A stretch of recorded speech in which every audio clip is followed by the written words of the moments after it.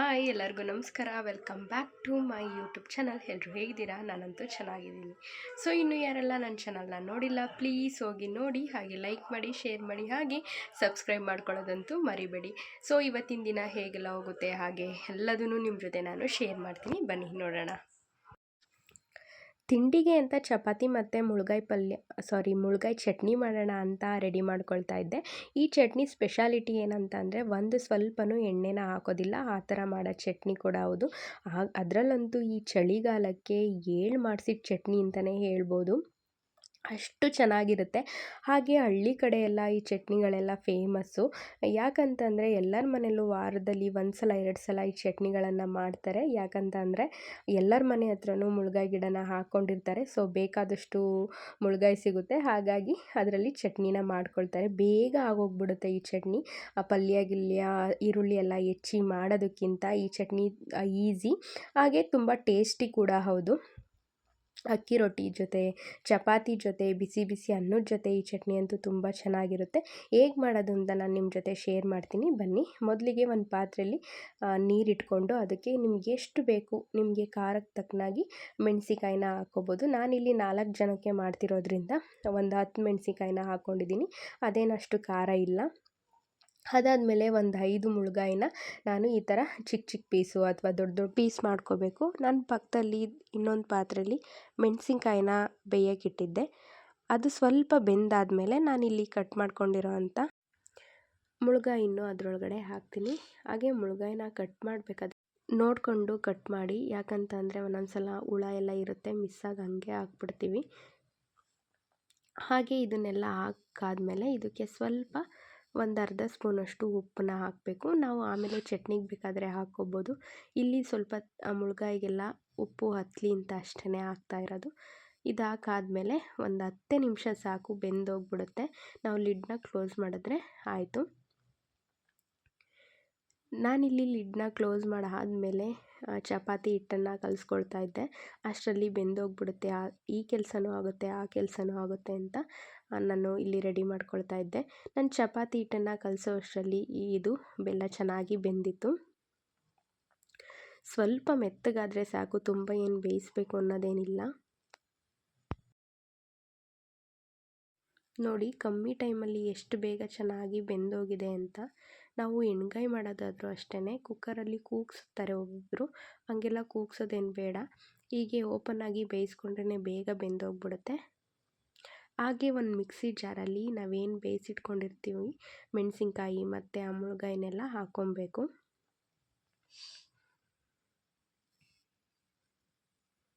ಇದನ್ನೆಲ್ಲ ಹಾಕ್ಕೊಂಡು ಒಂದು 5 ನಿಮಿಷ ಸ್ವಲ್ಪ ತಣ್ಣಗಾಗೋವರೆಗೂ ಬಿಡಿ.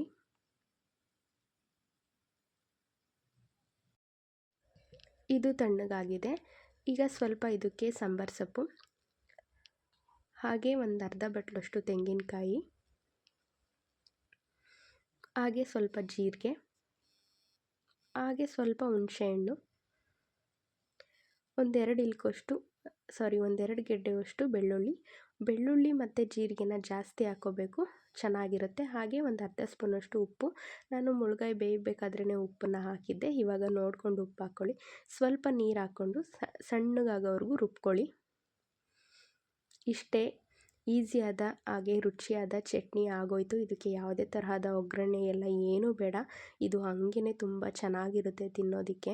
ನೋಡೋದಕ್ಕೂ ಎಷ್ಟು ಚೆನ್ನಾಗಿದೆ ನೋಡಿ, ನೋಡಿದ ತಕ್ಷಣ ಬಾಯಲ್ಲಿ ನೀರು ಬರ್ತಿದೆ ಹಾಗಿದೆ.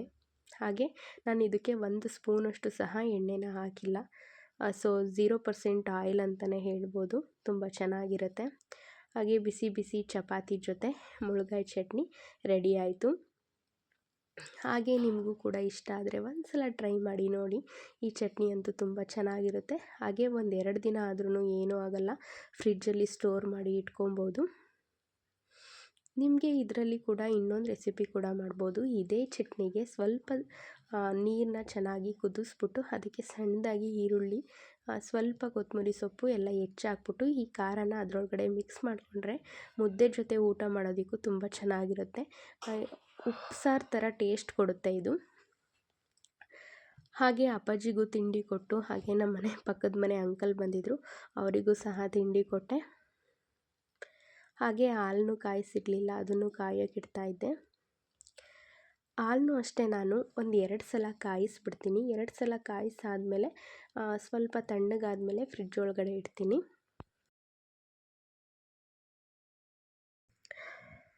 ನಮ್ಮ ದೊಡ್ಡಮ್ಮರ ಮನೆಗೆ ಬಂದಿದ್ದೆ.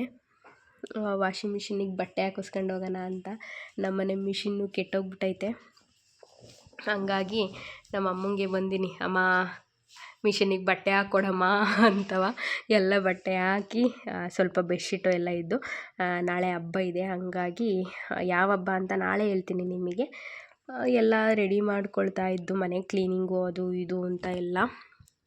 ಸೊ ನಮ್ಮ ಅಮ್ಮಂಗೆ ಬ್ಲ್ಯಾಕ್ ಕಾಫಿ ಮಾಡಿಕೊಡಮ್ಮ ಅಂತಂದರೆ ಪೂರ್ತಿ ಬ್ಲ್ಯಾಕಾಗಿ ಕಪ್ಪುಗಿರೋ ಕಾಫಿನೇ ಮಾಡಿಕೊಟ್ಟೈತೆ. ಅಮ್ಮ ಇದಕ್ಕೆ ಸಕ್ಕರೆ ಹಾಕಿದೆಯಾ ಇಲ್ವಾ, ಹಾಕಿದೀಯಾ? ಅಯ್ಯೋ ಏನು ಕತೆನೇನೋ, ಇನ್ನೂ ಕುಡ್ದಿಲ್ಲ. ಟೇಸ್ಟ್ ನೋಡಿ ಹೇಳ್ತೀನಿ ಹೆಂಗಿದೆ ಅಂತ. ಕಲ್ಲರ್ ನೋಡಿದ್ರೆ ನಂಗೆ ಹೆದರಿಕಾಗ್ತೈತೆ. ಇಲ್ಲ ಕಲ್ಲರ್ ಮಾತ್ರ ಹಂಗಿದೆ ಅಷ್ಟೇ, ಟೇಸ್ಟ್ ಮಾತ್ರ ಸೂಪರಾಗಿದೆ. ಅದು ಕತ್ಲೆಗೋ ಏನೋ ಆ ಥರ ಕಾಣಿಸ್ತಿದೆ. ತಡೀರಿ, ಸ್ವಲ್ಪ ಫ್ಲ್ಯಾಶ್ ಹಾಕ್ತೀನಿ.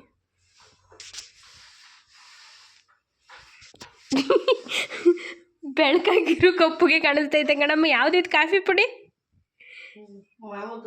ಚಿಕ್ಕಮಂಗ್ಳೂರಾ? ಇಲ್ಲ ಕಲ್ಲರ್ ಇವಾಗ ಚೇಂಜ್ ಆಗಿದೆ, ಪರವಾಗಿಲ್ಲ, ಟೇಸ್ಟ್ ಚೆನ್ನಾಗಿದೆ. ಹಾಗೆ ಮಷಿನ್ಗೆ ಬಟ್ಟೆನೆಲ್ಲ ಹಾಕಿ ಮನೆ ಹತ್ರ ಹೊರಟೆ. ಹಾಗೆ ಮಿಸ್ಸಾಗಿ ಹಾಲಿನ ಕ್ಯಾನು ನಮ್ಮ ಮನೆದನ್ನ ಅವ್ರು ತೊಗೊಬಂದಿದ್ರು, ಅದನ್ನು ತೊಗೊಂಡು ಹೊರಟೆ. ಸಂಜೆ ಮತ್ತೆ ಹಾಲು ಹಾಕೋದಕ್ಕೆ ಬೇಕಲ್ಲ ಅಂತ. ಹಾಗೆ ಹಬ್ಬಕ್ಕೆ ಮನೆಯೆಲ್ಲ ಕ್ಲೀನ್ ಮಾಡಿದ್ನಲ್ಲ, ಅದೆಲ್ಲ ಮತ್ತೆ ನೀಟಾಗೆಲ್ಲ ಸೆಟಪ್ ಮಾಡ್ತಾಯಿದ್ದೆ. ನಾನು ಯಾವುದೇ ತರಹದ ಚೇಂಜಸ್ ಏನೂ ಮಾಡಲ್ಲ. ಅದು ಎಲ್ಲಿರುತ್ತೆ ಐಟಮ್ಸ್ ಆಗ್ಬೋದು, ಏನೇ ಆಗ್ಬೋದು, ಅಲ್ಲೇ ಇಡ್ತೀನಿ. ಈ ಕಡೆಯಿಂದ ಆ ಕಡೆಗೆ ಇಟ್ಟೋದು, ಆ ಕಡೆಯಿಂದ ಈ ಕಡೆಗೆ ಇಟ್ಟೋದು ಅದೆಲ್ಲ ಏನೂ ಮಾಡೋಕ್ಕೋಗಲ್ಲ. ನನಗೆ ಈ ಥರನೇ, ಅದು ಎಲ್ಲೆಲ್ಲಿ ಯಾವ್ಯಾವ ವಸ್ತು ಎಲ್ಲೆಲ್ಲಿರುತ್ತೆ ಅಲ್ಲೇ ಇರಬೇಕು. ಹಾಗೆ ತುಂಬ ಎಲ್ಲ ಲೈಟ್ ಹಾಕೋದು ಅದು ಇದು ಎಲ್ಲ ನನಗಿಷ್ಟ ಆಗಲ್ಲ. ತುಂಬ ಡೆಕೋರೇಷನ್ ಮಾಡೋದು ಕಿಚನ್ಗೆ ಇಷ್ಟ ಆಗಲ್ಲ. ಸಿಂಪಲ್ಲಾಗಿ ಇರಬೇಕು. ಯಾಕಂದರೆ ಜಾಸ್ತಿ ಡೆಕೋರೇಷನ್ ಮಾಡ್ದಂಗೆ ಕ್ಲೀನ್ ಮಾಡೋಕ್ಕೆ ನಮಗೆ ಕಷ್ಟ ಆಗುತ್ತೆ. ಆದಷ್ಟು ನಾನು ಸಿಂಪಲ್ಲಾಗಿ ಖಾಲಿ ಇರೋ ಥರನೇ ಇಷ್ಟಪಡ್ತೀನಿ. ಆದರೂ ಮೇಲ್ಗಡೆ ಸಜ್ಜೆ ಮೇಲ್ಗಡೆ ಪಾತ್ರೆ ಎಲ್ಲ ಇದ್ದಾವೆ, ಅವನ್ನೆಲ್ಲ ನಮ್ಮ ಅಮ್ಮಂಗೆ ಹೇಳ್ತೀನಿ ತೆಗ್ದಿಟ್ಟಣ ಅಂತ. ಅವರಿಗೆಲ್ಲ ಫೀಲಿಂಗ್ಸು, ಅದಲ್ಲಿರಬೇಕು ಇದಿಲ್ಲಿರಬೇಕು ಅಂತ. ಹಾಗಾಗಿ ಅವ್ರಿಗೆ ಯಾಕೆ ಬೇಜಾರು ಮಾಡೋದು ಅಂತ ಅವನ್ನೆಲ್ಲ ಅಲ್ಲೇ ಇಟ್ಟಿದ್ದೀನಿ. ಹಾಗೆ ನಾನು ಒಂದು ಪಾರ್ಸೆಲ್ ಕೂಡ ತರಿಸಿದ್ದೆ, ಮೊನ್ನೆ ಬಂದಿತ್ತು. ಅದನ್ನು ನಾನು ಯೂಸ್ ಮಾಡಿ ನಿಮಗೆ ಹೇಳೋಣ ಅಂತ ಸುಮ್ಮನಾಗಿದ್ದೆ. ಅಡುಗೆಗೆ ಒಂದು 3 ಕಡಾಯಿ ಬೇಕಾಗಿತ್ತು, ಹಾಗಾಗಿ ಬುಕ್ ಮಾಡಿದ್ದೆ. ಅದು ಇವತ್ತು ಬಂದಿತ್ತು. ಓಪನ್ ಡೆಲಿವರಿ ಇದ್ದಿದ್ದರಿಂದ ಅವರೇ ಓಪನ್ ಮಾಡಿ ಎಲ್ಲ ತೋರಿಸಿ ಡೆಲಿವರಿ ಮಾಡೋಗಿದ್ರು. ನನಗಂತೂ ಐಟಮ್ ನೋಡಿದಾಗಲೇ ತುಂಬ ಇಷ್ಟ ಆಗೋಗ್ಬಿಡ್ತು. ರಿಟರ್ನ್ ಮಾಡೋ ಮಾತೇ ಇಲ್ಲ, ಅಷ್ಟು ಚೆನ್ನಾಗಿತ್ತು. ಇದು 1.5 ಲೀಟ್ರಿಂದು ಒಂದು, 2.5 ಲೀಟ್ರಿಂದೊಂದು, 3.5 ಲೀಟ್ರಿಂದೊಂದು ತುಂಬ ಚೆನ್ನಾಗಿದೆ. ಗ್ಲಾಸ್ ಲಿಡ್ಡು, ನನಗೆ ಗ್ಲಾಸಿಂದು ಲಿಡ್ ಬೇಕಾಗಿತ್ತು, ಅದಕ್ಕೋಸ್ಕರ ನೋಡ್ತಾ ಇದ್ದೆ. ಬಟ್ ಅದು ಕಾಸ್ಟ್ಲಿ ಬಿತ್ತು, ಅದು ಲಿಡ್ ಮಾತ್ರ. ಅದಕ್ಕೆ ಅದನ್ನು ತೊಗೊಳೋದಕ್ಕಿಂತ ಇದು ಮೂರನ್ನು ತೊಗೊಂಡ್ರೆ ಒಳ್ಳೆ ರೇಟಲ್ಲೇ ಸಿಕ್ತು. ಹಂಗಾಗಿ ನಾನು 3 ಬುಕ್ ಮಾಡಿದೆ. ಅನ್ನಕ್ಕೆ, ಸಾಂಬಾರಿಗೆ, ಅಥವಾ ಏನಾದರೂ ತಿಂಡಿ ಮಾಡಿದಾಗ, ಉಪ್ಪಿಟ್ಟು ಮಾಡಿದಾಗ ಎಲ್ಲ ಚೆನ್ನಾಗಿರುತ್ತೆ, ಹಾಗಾಗಿ ತಗೊಂಡೆ. ಹಾಗೆ 2 ವರ್ಷ ವಾರಂಟಿ ಕಾರ್ಡ್ನು ಕೊಟ್ಟಿದ್ದಾರೆ. ಇದನ್ನು ಕಳಿಬೇಡಿ, ಹಾಗೆ ಎತ್ತಿಟ್ಕೊಳ್ಳಿ ಅಂತಲೂ ಹೇಳಿ. ಏನಾದರೂ ಡ್ಯಾಮೇಜಸ್ ಅಥವಾ ಏನಾದರೂ ಬ್ರೋಕ್ ಆದರೆ ನೀವು ರಿಟರ್ನ್ ಮಾಡ್ಬೋದು ಅಂತ ಹೇಳಿದ್ದಾರೆ. ಇದೆಲ್ಲ ಎಕ್ಸ್ಟ್ರಾ ಕೊಟ್ಟಿದ್ದರು, ನಾನೆಲ್ಲ ಫಿಕ್ಸ್ ಮಾಡಿದ್ದೀನಿ. 3 ಕಡಾಯಿಗೂ 3 ಲಿಡ್ ಇದೆ. ತುಂಬ ವೆಯ್ಟ್ ಇದೆ, ಹಾಗೆ ನೋಡೋದಕ್ಕೂ ತುಂಬ ಚೆನ್ನಾಗಿದೆ. ಹೆಣ್ಮಕ್ಳಿಗೆ ಪಾತ್ರೆ ಅಂದರೆ ಹುಚ್ಚು, ಎಷ್ಟಿದ್ರೂ ಸಾಕಾಗೋದಿಲ್ಲ. ಇದು ಅಷ್ಟೇ, ಸುಮಾರು ಅದು 3.5 ಲೀಟ್ರದ್ದು ಇದೆಯಲ್ಲ, ಅದರಲ್ಲಿ ಸುಮಾರು ಒಂದು 1.5 kg ಅಷ್ಟು ಉಪ್ಪಿಟ್ಟನ್ನ ಆರಾಮಾಗಿ ಮಾಡ್ಬೋದು.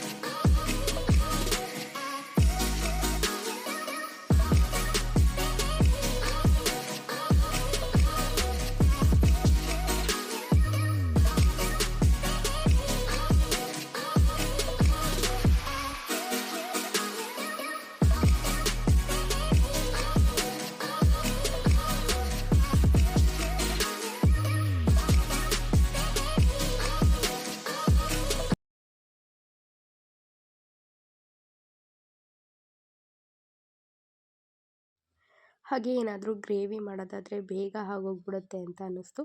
ನಾನು ಯೂಸ್ ಮಾಡಿದ್ದೀನಿ, ತುಂಬ ಚೆನ್ನಾಗಿದೆ. ಹಾಗೆ ಕ್ವಾಲಿಟಿ ಕೂಡ ತುಂಬ ಚೆನ್ನಾಗಿದೆ. ನೀವು ಬೇಕು ಅಂದರೆ ಬೈ ಮಾಡ್ಬೋದು. ನಾನು ವಿಡಿಯೋದಲ್ಲಿ ಲಿಂಕ್ನ ಹಾಕಿರ್ತೀನಿ, ಡಿಸ್ಕ್ರಿಪ್ಷನಲ್ಲಿ ಹೋಗಿ ನೀವು ಚೆಕ್ ಮಾಡ್ಕೋಬೋದು. ಹಾಗೆ ಇಲ್ಲಿಗೆ ವಿಡಿಯೋ ಕೂಡ ಎಂಡ್ ಮಾಡ್ತಾ ಇದ್ದೀನಿ. ಹೋಗಿ ವಿಡಿಯೋನ ನೋಡಿ, ಹಾಗೆ ಲೈಕ್ ಮಾಡಿ, ಶೇರ್ ಮಾಡಿ, ಹಾಗೆ ಸಬ್ಸ್ಕ್ರೈಬ್ ಮಾಡ್ಕೊಳ್ಳೋದಂತೂ ಮರಿಬೇಡಿ. Bye friends.